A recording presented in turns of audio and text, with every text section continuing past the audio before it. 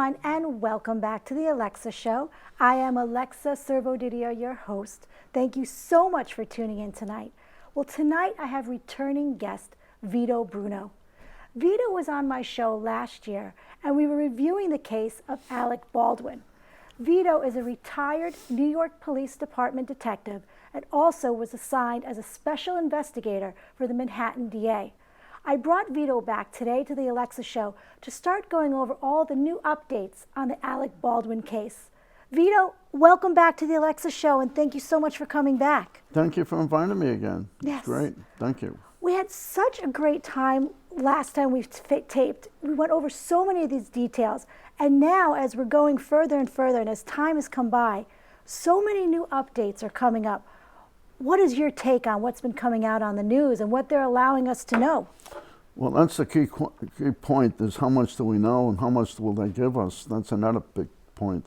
But there is fragments of this thing. That's why they eventually arrested Baldwin and also directed them and another person that was involved with the safeguarding the bullets and so forth from the gun. But there is a lot of fragments of this case still out there somewhere, and it has not been taken in by police, or maybe they have and they're not revealing it yet. I still feel that there's more to this case than what it really is. So that's my total opinion. When I first got the case from you and we discussed it, if I had this case right off from the origin, I would say that I was going to mark this thing as a homicide, not knowing all of the points yet, but I just feel from my past experience, there's a lot of little things here that could add up to a homicide. And I probably would have been more correct if I had known more stuff, but whatever I knew, I utilized this in my own way. And as we could see now, they involved the involuntary homicide to him, negligent, and it's part of that whole thing has gotten back to the point of what they want to do with this case on him. But there obviously, to my opinion, there's still more here than we're looking at. Yes. And that's what I'm trying to find out, if there is some other things, and let's go after it. Because it's very interesting, because for about a year now, it's been pretty quiet since our last interview. What has been going on? Because it almost, obviously the family has not forgotten, but the media has been very quiet about it. What would take so long that all of a sudden now it's coming back out and now there's a new story and update? I know they're pressing charges and they're moving forward, but do you think new evidence has come out? Well, the thing that I see here is now his attorneys got involved all of a sudden. He's got high-priced attorneys, and once you get into that point, it's hands off until they can get to the next degree and the next degree. So a lot of that was been handled by the district attorney and from the prosecutors in the office down in New Mexico. But since then, you've had other agencies that have been involved in this whole case, from the sheriff's department down there, plus the FBI came into this. So there's a lot of speculation that something else is involved, and they want to make sure that they've covered all the grounds before they actually put a charge on Baldwin or anybody else there. Now we see that this case has gotten to that point that they could charge him, and they have. The point being is it's part of a homicide. They might still have more information that they want to make sure that they can get more degree on. And I feel that's going to be the ultimate here. And so right now we can only go on the speculation of what they print, and that's all that we can do at this point in time. But I could feel in my own way of looking at it that there is something beyond here. Yes. And we don't know it yet. And maybe they do know it, but they can't actually put an actual case on. Yes. Do you feel that when Mr. Baldwin made that interview in the press and was making those statements, do you feel this will come back and bite him moving forward? Absolutely. Absolutely. I think that was one of his biggest mistakes, to do it himself, because I think he felt that what's the problem that I do this? I don't see a problem. Well, there is a problem. I think the attorneys must have told him, I didn't want you to do that. Why are you doing this thing? He took it upon himself. So I think that's going to be a bite. It's going to bite him big time, big time. He says he didn't pull the trigger. FBI, after continuous looking at that particular gun, they said there's no way that that thing could have gone off unless you pulled the trigger. So now they're fighting the FBI, and that's a big fight. Yeah, It's that's a big huge now. fight. Yeah. And why do you think it's taking so long to figure out who put the bullet in and who pulled the trigger, if that's what they think happened? Well, the bullet is the big problem too, because nobody seems to know exactly who put that bullet in that gun. That's still been pending. People that they hope that somebody could come forward and say something that maybe give up something. But right now, even when I look at it, I still don't understand why they don't. It's just a floating thing that right now keeps pressing the issue. Where's this bullet come from? There was a little factor that they had brought in a lot of dummy bullets and some live bullets, but it seemed like everybody had a hand in this thing. It's not just the 2 or 3 or 4 people. The crew was there. There's a lot of people that could have been involved, and there was some point in time that the crew was very upset in the way things were going, and many of them had just walked out the set. They quit for many, many different reasons, and this could bite now Alex's point of view, in his case, because something is there that why they're all doing this type of thing, and maybe somebody could have been the one that. It could have been a revenge type thing. I don't know. That's also Yes. a lead into this kind of a thing.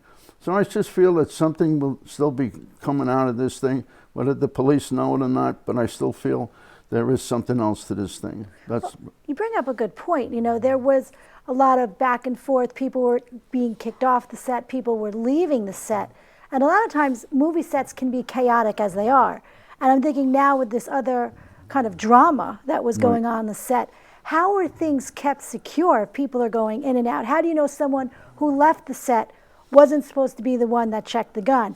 And I'm wondering also, protocol of handling the gun, handling the bullets. How are we going to find that chain of action, that whole documentation of what's going on and who touched what? Because I would think it would be a little bit easier to find out, because usually on sets you have to sign out and sign what props you're taking, what you're touching. And I would definitely think for a gun, that would have to be extra protocol of who's signing it, who's holding it. Is there someone sitting there assigned watching the gun just in case someone, on set just happened to come up and want to look at it? I think there's a contingency of negligence on everybody's part down there. They had done these things in the past somewhat. I'm not saying everybody was right on the figure with this, but there's something here that just seems like they weren't coordinated properly. They left everything like as though it was no big problem. They didn't follow protocol as to what they do for a weapon. If there was a live bullet in there, that wasn't the case, but they should have all checked it. They should have had a procedure, what they follow. And I think that they didn't follow the procedure, what they normally would do. And this came back now to kill this poor person here that was the victim of this whole situation. And that's what I'm saying too, is that there's so much negligence here, criminal negligence. That's why the attorneys went after it and the prosecutor. It's just not just a regular negligence. This is a criminal negligence because someone died out of this thing. And this is where we've got to try to find out why they're like this. Is this the way that they deal in that particular situation? Many of them have gone through this before in making a movie. So that it's not that they don't know what to do. Believe me, it's just sometimes like when Alec got the gun, he felt that 2 people that they hired were professionals, so why do I have to look at the gun for? There's no reason for it. He took their word. And that's what can hurt, is he didn't look at the gun. He didn't look at it. He could have spotted that thing if he had looked at it closely. He could have seen it. And I think it was his role to look at it he's the last person that would hold that gun before anything would happen.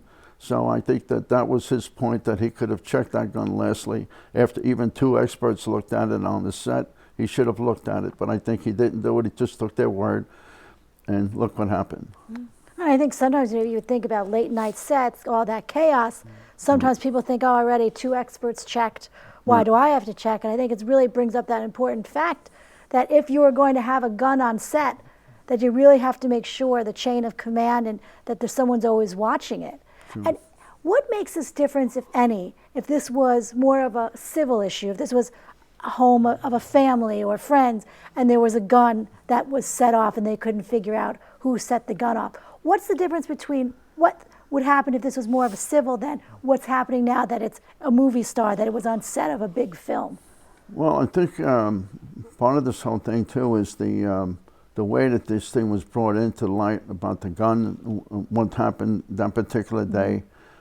It's not just your normal type situation. Something did definitely go wrong big time. The point being is that there's a life lost here.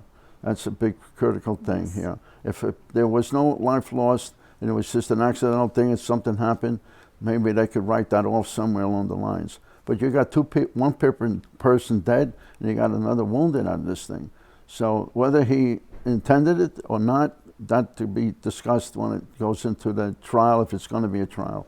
But you know, when you get something of that nature, you got to be so careful how everything's to be handled. It's got to be very, very right on the money. You can't just assume and assume and assume. So I think one of the big problems here is that a life is lost. This is, you got to get everything in focus, put it on the table before you can make any judgment call. And that's what they had here. That's why it took such a long, long time, because of the police getting more involved, the other agencies checking it out. Now, I don't know how far they went with everything, because there were a lot of people involved here with the crew, the people on the set. Yes. Could have been many of them. I don't know what they did to those people. Did they check them out? Did they just walked off and left the scene? And everybody had a hand somehow to the gun. It seemed that they could have gotten that gun if they wanted to. It was almost like in plain daylight. And that's where, you know, it's something that there has to be looked at very, very carefully. You know, It'll be interesting to see if what the survivor says, what they saw, what they heard. And also a lot of times on film sets, as an actress myself, the camera's always rolling. Sometimes they might actually, you know, there won't be action going on where actors are actually doing their scene, but the camera is always rolling. The tape is always on, the audio is always on, picking up things. It'll be interesting to see if anything was picked up in the cuts and the takes, were things, you know, videotaped before, during, or after, and really what type of evidence would come up with that. What do you think about that? That's a very strong possibility. That things like that are so loose out there that anything could have happened. Somebody could have picked up something. Nobody knows where anything is going. There's people walking around like free daylight. They could touch anything they want. And this is not the way things are being done, especially when you have a scene like that. And the point being is that now there is the tragedy. Now, where are we going from here? Who's responsible for everything? There should be certain people that are responsible. Yes, excuse me, there were 2 people that were responsible for the checking of the gun. They were experts. And then it gets to Bolden. Now, there's 3 people that should have looked at this gun, but there's other people that before this whole thing started, that they could have easily looked at the gun, they could have saw it. It's not something that is in a safe somewhere. They could easily have picked up that gun. And I'm sure that they might have more evidence as the time goes on, if that be the case. And I would assume they do. But I still think that there's a lot more to this case than what we have right now. That's my opinion. So you're feeling there might be some other motive or something going on that we, the people, don't know about, that maybe the police and the FBI, maybe something more personal between Alec and someone or somebody on the set, which possibly can be. We never know what's going on. There's so many different moving parts on set, but also so many different moving parts in Mr. Baldwin's life and case moving forward. Sure. Well, one of the big things too was the cell phone. It took some time to get that cell phone. They had to get a subpoena to get that cell phone from the lawyer. And they finally got it out in Suffolk County. But there was a lot of stuff deleted from the phone. Now, they had time to hear it. I'm sure he and his attorney had listened to the phone over and over. I feel there's something that was in there. That's my opinion anyway. That something was there and it was taken out either by Baldwin or by the attorney. I don't know. But I would just probably assume that Baldwin probably did it. And there is maybe somebody else involved here that should not be known, that put on the table. And maybe we'll find out eventually where this went. And it could be anything of getting even, or one of those type of things, or somebody, he might have been seeing someone and somebody said, you better stop seeing this girl or whatever, dating. It could have been those kind of social things. You know, There's you don't know. so many scenarios. You know, some people get very upset, and some people might have been very upset with him from other degrees. So I'm not saying that is the case, but there's a lot of factors here which I don't know really, and I'm just taking my own experience and looking at it. That's my thoughts. Can anything be done? The fact that there has been proof that he's deleted some texts or pictures or whatever they find that was deleted, can that be proven? And number one, can that be a crime? Well, yeah, if they can get that out of the phone, which they probably could, I assume, they could probably get all those things. I would hate to bring in this picture of when Hillary was running for president. She had so much, like 32,000 emails that were dropped off the set, deleted. Now, how do you do that? They never found what was on those. So I'm not trying to bring political people into this, but that's been happening of recent, that things can be taken off, but they can't find what's on those type of things, especially a cell phone like Alec Baldwin that had. It's a normal, not a federal phone or anything of that nature. So I still think that they could have picked up something that was on that phone that might relate to maybe something that caused this whole thing to happen, or something that was in the same route that something could be done, eventually, and maybe eventually it did happen. So it'll be interesting to find out if they can recover it, what was taken off, what was deleted, and why. Yeah. Because I think when you give someone that much time to have their phone and it's going to be subpoenaed, right, and they start deleting stuff, you start to figure out, okay, does that have anything to pertain to the case? Is it other personal information you don't want out in the media? And I think, as you said, moving on from here, what should be the protocol on movie sets, on television sets, anywhere where there's going to be a live round, and why should there? I know they want authenticity, they want the real shot coming out to make it look real, but is it really worth it? And do you think that's going to be moving forward? They're going to change that? Well, I think that they've learned, obviously, a lot from this situation. One of the big things that I don't understand is how negligent they were in how to handle the gun and the bullet or whatever they had, because they took it like as though it's just an average kind of thing that they do every day, and they don't. They have to be trained for this stuff. Alex should have been trained to handle a firearm, first of all. I don't think he was trained for this. There are certain procedures that they must do before they go to do these movies and all this type of thing. You just don't go on a set and say, here's a prop gun, and this is what it is, and you face the person and you pull the trigger. Well, in his case, he said he didn't pull the trigger, so let's just go it that way. Yes. But you have to be trained with a gun. You have to know what the good and bad parts about the gun and how easy things can go off. And even the people they hire, experts, they should have known. Well, they did know, but something went wrong. Something definitely went wrong. How did they pass it along and said everything's fine, and they gave the gun to Alec? So that's another situation I'm sure the police are looking at. But these things have to be trained in the future, that each one has to be certified that they have to be trained, and they just can't pass the gun from the next person, and then to the actor or the star of the show. They can't just do that. They have to be trained to how to handle a gun and what to do. Now the bullet, just to go back a little bit more on that part, the way the bullet, of course, I have mentioned some time back, the bullet would have to have been in that cylinder that when you pull the trigger, the bullet would be the one that would be fired. And that's the bullet that was fired, it was live. Wow. So whomever put that thing in there knew that when the cylinder moves, when you pull the trigger, that bullet that's live goes into that particular point, and that's the bullet that comes out of that gun. If anybody else would have done it, they probably would not know that. They would just put bullets in there or whatever they wanted to do. If this was meant to be, that they would have to shoot somebody. But if there were 6 live bullets in there, well, it'd be different. Then it could be anyone. But this here would have to have been specifically that they put into that cylinder, that bullet would have to be coming out the next round when you pull the trigger. Would the regular civilian be able to know the difference, you think, between a prop bullet and a real bullet? No. I doubt it very much. I mean, of course, there's people that do hunting a lot and so forth, so I would not say that they wouldn't know. But the average person that doesn't handle a gun or bullets every day of the week, they would not know this thing. They would just take it for granted, and they would just put the bullet in there or whatever they thought it was, and then would go off. But somebody would, especially with some that have people that have gone through this thing several times in the past, they would know what they're looking for. This is not something new that just walked into the set. It's not and a said, common mistake. No, If someone's no. an expert, it's not a common mistake to say, oh, it looks so much like the real bullet. You would Right. know this is a dummy bullet. This is. Correct. You should, if you're an expert, definitely be able to say, with the naked eye, be able to tell. That's correct. Yeah, yeah. So there's a lot of factors here, and I think that again we go back to the stage one of this thing, that they took a lot of time to just see every piece of evidence that they had.